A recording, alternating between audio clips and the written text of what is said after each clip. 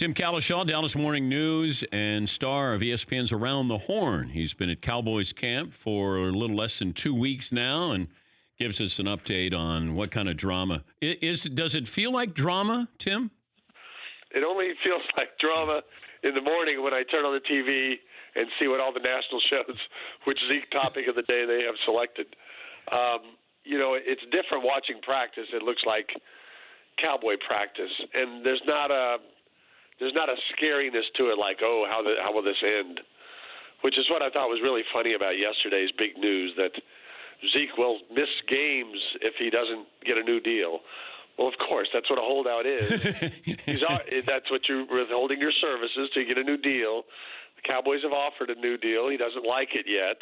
At some point he will, and he will play. I mean, he gains absolutely nothing. He doesn't move closer to free agency or anything else. He has no leverage for missing games. So that was just a funny one yesterday. So it's amusing, but it is strange that the Cowboys have kind of let it get to this point. But you start to look at this situation. They're not fining Zeke for missing camp, right? They won't say. Jerry hasn't said. Jerry has only said the rules allow it.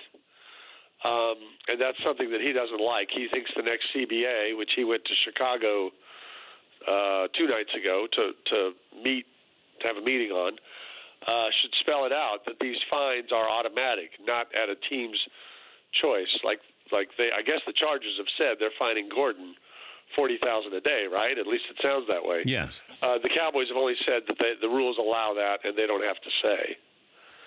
So that tells me they're probably not, but.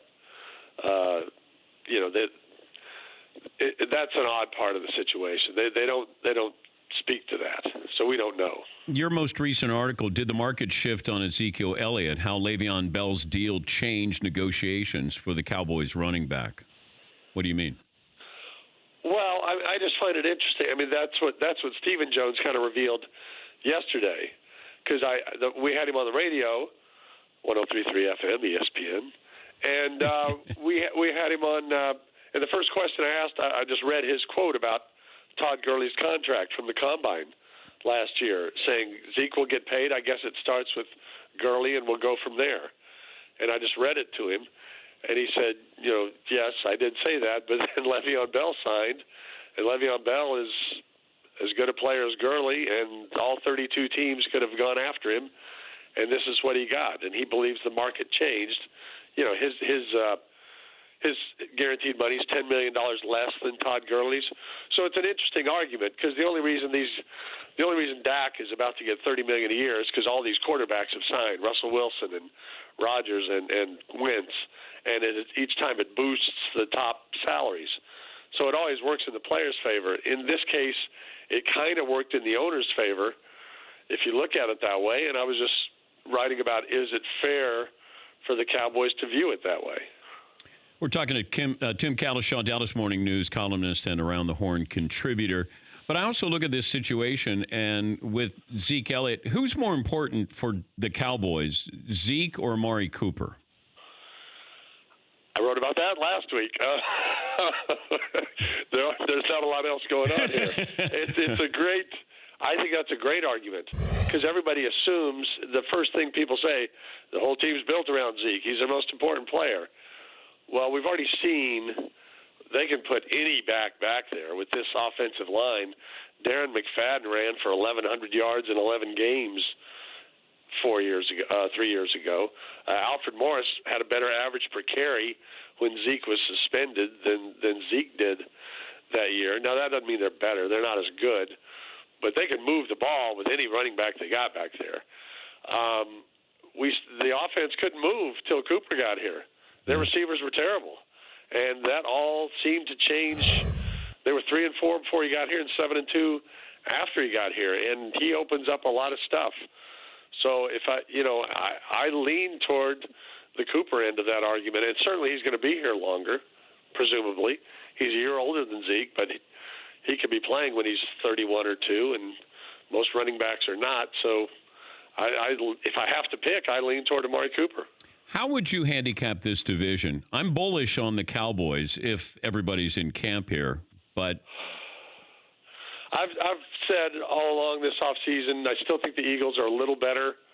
I think the teams were kind of even at the end of last year. The one thing we don't know is how much losing a backup quarterback hurts, and maybe it hurts a lot. But I think the Eagles played with a real Super Bowl hangover last year, and I think they did the right things in the offseason, and they're just a notch ahead of the Cowboys. But once Zeke's here and once everything's going, I think the Saints may come down a little bit, and the Rams. So that they might end up playing. The Cowboys and Eagles could end up playing for the best in the NFC, not just the best in the NFC East. That's what I think. Did you watch Hard Knocks last night? I did, sir. Okay. Yes. I don't know if you've ever watched Hard Knocks and then said, oh, I got a good idea of how good or bad this team is going to be, just based off an episode. I did that with the Cleveland Browns with Hugh Jackson when he was allowing this conversation to go on, this dialogue, and then he had editorial control and didn't take it out. And I went, oh, boy, that doesn't bode well. Can you glean anything from the Raiders and what kind of success they'll have this year based off last night?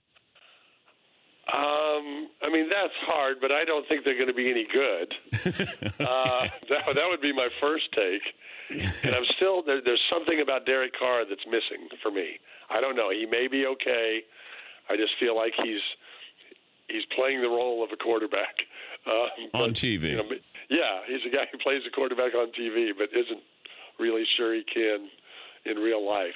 But don't you think, Tim, how long Antonio Brown's feet are going to bother him? That's kind of a crazy deal. It feels like they're going out of their way to prop up Derek Carr. They're just going out of their way to say trying nice things. It's almost like the Giants management and coaching staff pumping up Daniel Jones. Like, boy, he's really good. All these things where you're going, wait a minute. Yeah. Why are they pumping these guys up so much? I understand maybe a rookie draft pick at quarterback, but Derek Carr, that surprised me a little bit. It felt like it was, hey, we got to say some nice things about this guy, man. Yeah, it's almost like they were instructed to. And I mean, he's been around for 5 years. We kind of know who he is. And now Gruden's trying to reinvent him, at least till he gets another quarterback. But that's shaky. Usually the guy that they portray in the first episode doesn't get cut till the fourth or fifth episode. And he got cut the first night. It didn't go well for Mr. Ollie, last chance view. But I did love Gruden's speech at the beginning. That was a hell of a speech. Yeah. All right. Well, keep the drama down there. Let us know if something really interesting happens with the Cowboys. I know it has to be difficult because, like today, do you know what you're going to write about today? I've already said I have nothing to write. I'm not writing today. Oh, I sent an email. I said, I've got nothing for you. How does that work, though, with the Dallas Morning News when they get this missive from you that says, I got nothing for you today? Well, I have the kind of power to just say, this is not a good day for me. But try tomorrow, and it's not looking good either.